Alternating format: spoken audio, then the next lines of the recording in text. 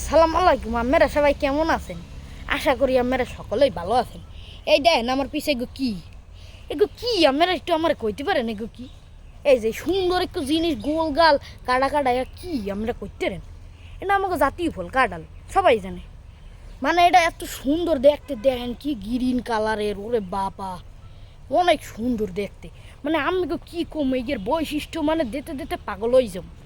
এই মনে করেন এমন একটা ফল যে খাইতে অনেক সুস্বাদু। আডি খায় গোল গোল কি জিনিস আডি খাওয়া আডি।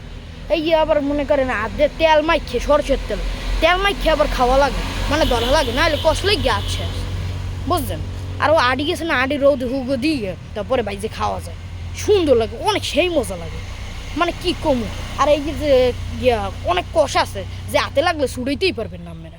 এর লিগে আমি আপনাকে কই, আপনারা যদি কাঁঠাল খান তাহলে হাতে একটু সরষের তেল মাইক খেলে খেন।